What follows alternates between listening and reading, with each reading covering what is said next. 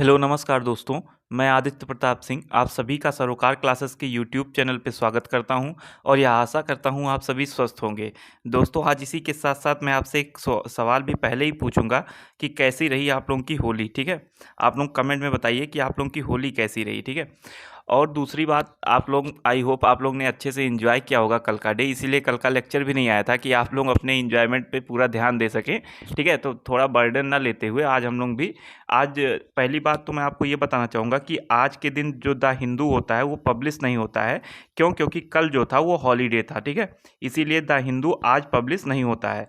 तो इसीलिए आज हम लोग जो है कुछ इंपॉर्टेंट न्यूज़ देखेंगे जो कि कल के न्यूज़पेपर में थी, और जो कुछ भी आज या हुआ है जो कि द हिंदू के वेबसाइट पे अपलोडेड हैं जो न्यूज़, उनको हम लोग देख लेंगे। ठीक है, तो चलिए ज़्यादा टाइम ना लेते हुए आज का डिस्कशन स्टार्ट करते हैं।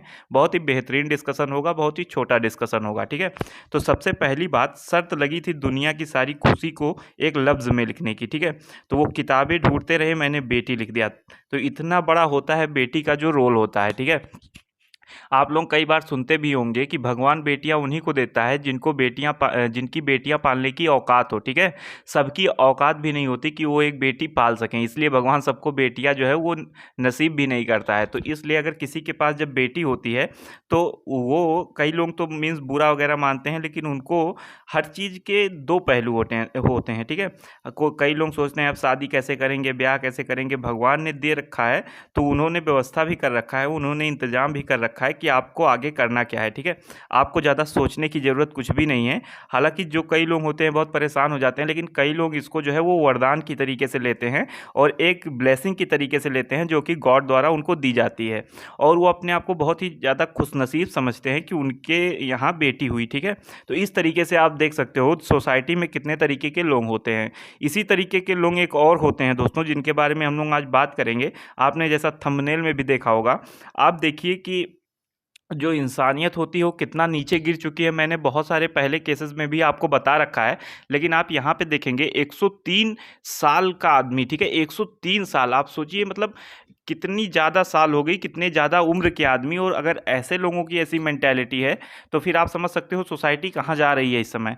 तो 103 साल का एक आदमी था जो 10 साल की बच्ची का, जिसने रेप किया, उसको सेक्सुअली जो है अब्यूज़ किया। ठीक है, तो ये 103 साल का आदमी, और ये कोई नॉर्मल आदमी नहीं था कि हमारे और आप जैसा था। ठीक है, ये एक हेड मास्टर था जो कि रिटायर्ड हो चुका था, और वो भी गवर्नमेंट स्कूल में। तो ये गवर्नमेंट स्कूल में हेड मास्टर था, मीन्स आप समझ सकते हो पढ़ा लिखा आदमी था, लेकिन फिर भी इसने ऐसी हरकत की। तो आप समझ सकते हो इसकी सोच जो थी वो कितनी गिरी हुई थी। और ये जितने भी साल अपने करियर में इसने अपने बच्चों को पढ़ाया होगा, या जहाँ जहाँ के भी बच्चों को पढ़ाया होगा, इसने क्या पढ़ाया होगा ये भी आप सोच सकते हो। ठीक है, और किस तरीके से पढ़ाया होगा ये सारी चीज़ें आप सोच सकते हो। इसकी मेंटेलिटी देख के मुझे शर्म आ गई। ठीक है, अगर इतने उम्र का कोई आदमी है उसे हमें रिस्पेक्ट देना चाहिए, लेकिन अगर ऐसी घटना देख लेते हैं और इस आदमी को रिस्पेक्ट देने की बात करते हैं तो फिर कैसे होगा। ठीक है, और ये मीन्स बहुत ही 2018 का केस है दोस्तों। लेकिन इसमें हुआ क्या कि ये इस मतलब 3-4 घर बनवा रखा था इसने अपने घर के बगल, और उसको किराए पे देता था। ठीक है, तो ये एक बच्ची को वहाँ पे लेके गया और इसने बोला कि मैं आपको चॉकलेट वगैरह दूंगा। मीन्स आप देखते हो ना कि बच्चे बेचारे टॉफ़ी के और चॉकलेट के बड़े ही शौकीन होते हैं, तो वो इस नाते आपसे बहुत, अगर आप उनको चॉकलेट वगैरह दे भी देते हो तो वो आपसे बहुत खुश रहते हैं। ठीक है, लेकिन ये इसका गलत फ़ायदा उठा रहा था, और ये उस बच्ची को चॉकलेट के लालच में लेके अपने घर गया और उसको वहाँ पे जो है सेक्सुअली असॉल्ट किया। ठीक है, फिर इस बात का इसके माँ बाप को, इस बच्ची के माँ बाप को पता भी नहीं चलता। अगर इस बच्ची ने बताया कि इसका जो है पेट दर्द हो रहा है, तो जब ये उसको दिखाने गए तो वहाँ पे इनको पता चला, इसके माँ बाप को पता चला कि हाँ इसकी बेटी के साथ ये सारे काम हुए हैं। और फिर इन्होंने जो है वो रिपोर्ट दर्ज कराई और फिर पुलिस ने इस मामले को संज्ञान में लिया। ठीक है, तो इस तरीके से आप लोग देख सकते हो। और इसको पॉक्सो एक्ट के अंतर्गत, जिसको हम लोग क्या बोलते हैं, protection of children from sexual offence act. ठीक है, 2012 का ये एक्ट है दोस्तों। इसके तहत इसको गिरफ्तार किया गया और सजा दी गई। तो अब इसको 10 साल की सजा दे दी गई है। 103 साल का आदमी है और 10 साल का रिग्रेस इम्प्रिजनमेंट इसको दे दिया गया है।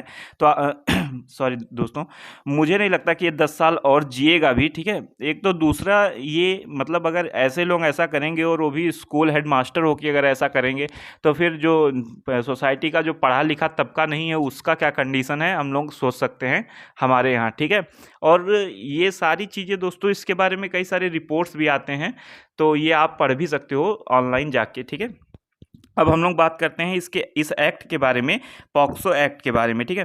तो इसमें होता क्या है दोस्तों कि अगर किसी के साथ जो कि 18 साल से अंदर का बच्चा है उसके साथ अगर ऐसा होता है तो आप सबसे पहले केस रजिस्टर्ड कराओ अपने लोकल पुलिस स्टेशन में, ठीक है। 24 घंटे के अंदर अंदर उसका स्टेटमेंट कराओ और फिर पुलिस आपका जो है आपको लेके जाएगी, आपका मेडिकल कराएगी। आपका मेडिकल कराने के बाद अगर आपको सुरक्षा देने की ज़रूरत है, ठीक है, तो वो आपको सुरक्षा भी प्रोवाइड कराएगी। और इस तरीके से ये जो जो मीन्स इसमें कोर्स होते हैं, स्पेशल कोर्स जो बनाए जाते हैं, उनको 1 साल के अंदर अंदर ये केसेस जो है इसका जो है निपटारा करना होता है, इस पे जो है डिसीजन सुनाना होता है, ठीक है।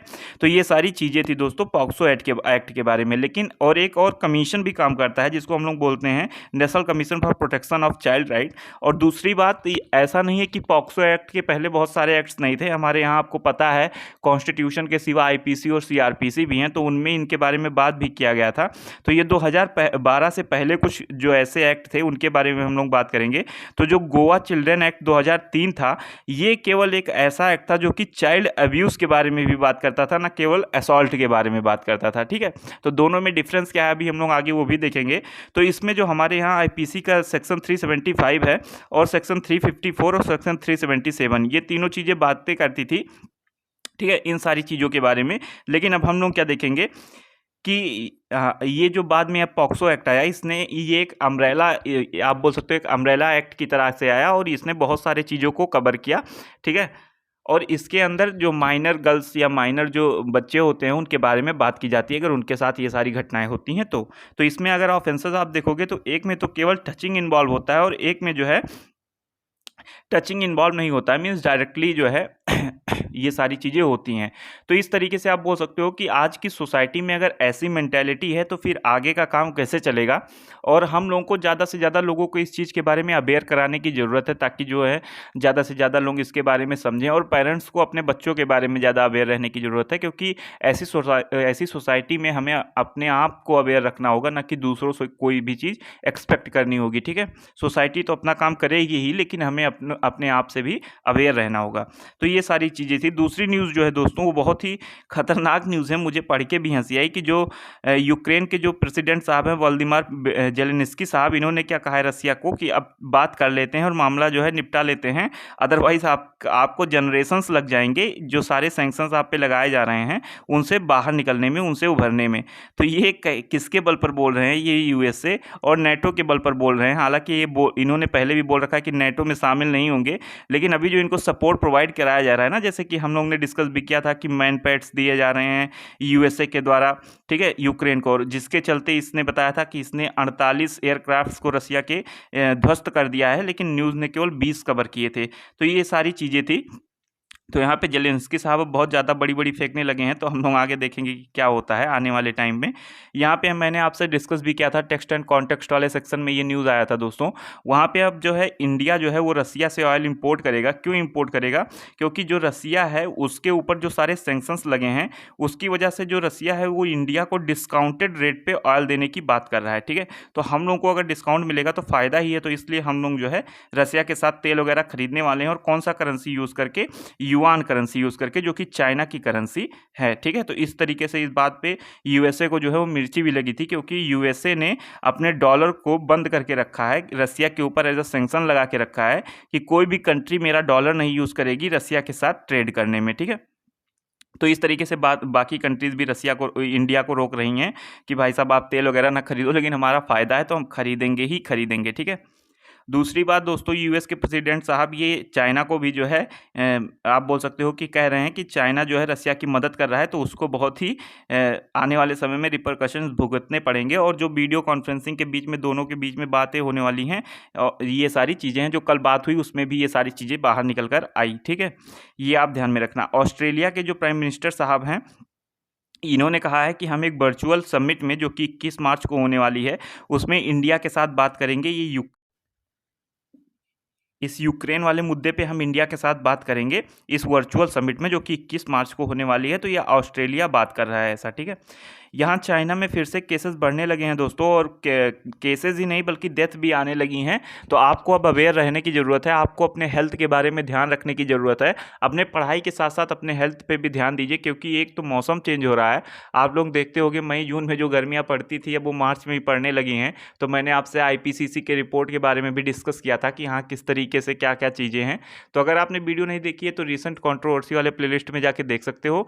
और दूसरी बात, गर्मियाँ बहुत ज़्यादा बढ़ रही हैं दोस्तों, जैसा कि आईएमडी ने भी कल बताया है ये चीज़ें कि हाँ जो दिल्ली एनसीआर वाला रीजन है उसमें तो और भयानक खतरनाक सिचुएशन बनी हुई है, और यहाँ यूपी में भी बहुत ज़्यादा ही गर्मी कुछ है, ठीक है, अब की बार। तो ये सारी चीज़ें हैं। तो और हम लोग देखेंगे ये कल के न्यूज़ में ये मैप भी दिया गया था कि कहाँ कहाँ पे केसेस बढ़ रहे हैं। तो ये आप देख सकते हो, वियतनाम हो गया, थाईलैंड हो गया, ठीक है, मलेशिया हो गया, यहाँ सब, साउथ कोरिया हो गया, यहाँ सब तो केसेस अपने पीक पे पहुँच रहे हैं। लेकिन जो चाइना है यहाँ पे फिर से वही सिचुएशन बनने जा रही है। बहुत सारी जगहों पे लॉकडाउन भी लगा दिया गया है और सिचुएशन फिर से बहुत ही ज़्यादा ख़राब होती जा रही है। तो ये इंडिया के बगल में जैसे भूटान हो गया, तो ये इन कंट्रीज़ से अगर फिर से हमारे यहाँ केसेस बढ़ें तो कोई ताज्जुब वाली बात नहीं है, कोई बहुत ज़्यादा शॉकिंग न्यूज़ नहीं होगी, क्योंकि चाइना से ही पिछली बार भी ये सारे सिचुएशंस जो हैं वो खड़े हुए थे, ठीक है। तो ये सारी चीज़ें थी दोस्तों। कई सारे स्कूल्स में, जैसा कि आप देख रहे होंगे, गुजरात में बात की गई है भगवत गीता को सिलेबस में लाने की। 6 से 12 तक के बच्चों के सिलेबस में लाने की बात की गई है कि भगवत गीता के बारे में पढ़ाया जाए। तो भगवत गीता के बारे में अगर मेरे पॉइंट ऑफ व्यू से देखा जाए तो पढ़ाना कोई गलत बात नहीं है, क्योंकि हम इसको एक रिलीजियस बुक के साथ साथ एक ऐसे भी देख सकते हैं कि जो ये बुक है ये एक कृष्णा जी के बीच में, ठीक है, कृष्णा जी के बीच में एक गॉड हैं, हिंदू गॉड हैं, ठीक है, कृष्णा जी, और जो अर्जुन थे इनके बीच में ये डिस्कशन है एक। तो एक एज अ टीचर इनको बताते हैं, तो इसीलिए यहाँ पे एक टीचर का रोल हम लोगों को पता चलेगा और बच्चों को भी पता चलेगा। और बहुत सारी अच्छी अच्छी चीज़ें हैं, बहुत सारे मोटिवेशनल चीज़ें हैं जिससे बच्चे मोटिवेट होकर अपना जो एकेडमिक परफॉर्मेंस है उसको इम्प्रूव कर सकते हैं। तो ये सारी चीज़ें मेरे हिसाब से अगर देखा जाए तो सही हैं। अगर आपका पॉइंट ऑफ व्यू मैं पूछूं तो सबके पॉइंट ऑफ व्यू अलग हो सकते हैं, सबको अपने एक्सप्रेशन रखने का अधिकार है। तो आप लोग भी अपने पॉइंट ऑफ व्यू जो है कमेंट सेक्शन में बता सकते हो, ठीक है। तो ये सारी चीज़ें हैं। अब इनको देखते हुए जो कर्नाटका गवर्नमेंट है ये भी बोल रही है कि आने वाले टाइम में हम भी ऐसा कुछ कर सकते हैं, इनके एजुकेशन मिनिस्टर बोल रहे हैं, ठीक है। जैसा कि अभी कर्नाटका डिस्ट्रिक्ट में हिजाब वाला जो है वो इशू ऑलरेडी चला हुआ है, तो अभी यहाँ पे ये सारी बातें करने के मूड में सिचुएशन नहीं है, मीन्स फेवरेबल कंडीशन नहीं है, लेकिन गुजरात में ये सारी बातें की जा सकती हैं, ठीक है। तो ये सारी चीज़ें हैं। यहाँ पे आपको मैं ये न्यूज़ इसीलिए यहाँ पे रखा मैंने, क्योंकि यहाँ पे जो यस 400 है ये 2018 में यूपीएससी में क्वेश्चन भी पूछा जा चुका है कि ये यस 400 है, ये तो रसिया का सिस्टम हो गया, जो जिसके बारे में हम लोग बात भी करते हैं कई बार कि रसिया के साथ हमारी डील चल रही है, ठीक है। लेकिन इसी के कंपेरिजन में जो यूएसए है वो बोलता है कि आप यस 400 ना खरीद के हमारा थर्ड सिस्टम खरीदो, ठीक है, थर्ड सिस्टम खरीदो। तो ये थर्ड सिस्टम कैसे काम करता है दोस्तों, जैसा यस 400 है ना कि हवा ही हवा में उड़ा देता है मिसाइल वगैरह को, तो वैसे ये भी काम करता है, इसीलिए बोलता है कि ये उसका एक अल्टरनेटिव, आप इसको खरीद सकते हो।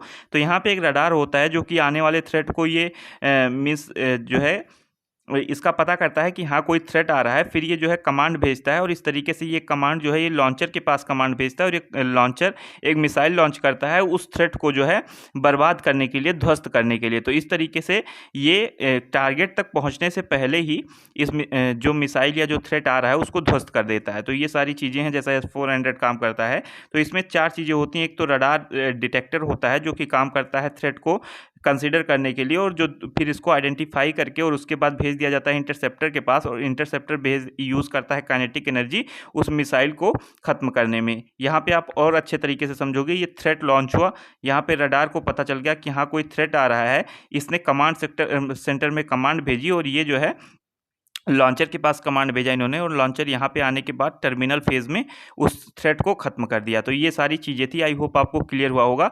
तो आप लोग सिर्फ इतना ध्यान रख सकते हो, यस 400 जो है वो रसिया का है, और थर्ड सिस्टम जो है वो यूएसए का है, ठीक है। तो आई होप आपको आज का न्यूज़ जो है वो क्लियर हुआ होगा। और बहुत सारी न्यूज़ थी दोस्तों, और कल भी जैसा कि आपको पता है कल हम लोग ने न्यूज़ नहीं डिस्कस किया, तो उसके बहुत सारे जो न्यूज़ थे उसमें आज मैंने आपसे डिस्कस कर लिया, और जो एडिटोरियल आए थे उसको आपको मैंने कई बार बता रखा है। ऑयल के बारे में थे, ऑयल के प्राइस के बारे में थे, इन्हीं सब चीज़ों के बारे में थे। तो बहुत ज़्यादा कुछ इम्पॉर्टेंट कोई था नहीं कल, तो इसलिए भी कल की वीडियो नहीं आई, ठीक है। तो आई होप आपको क्लियर हुई होंगी ये सारी चीज़ें। जय हिंद, जय भारत।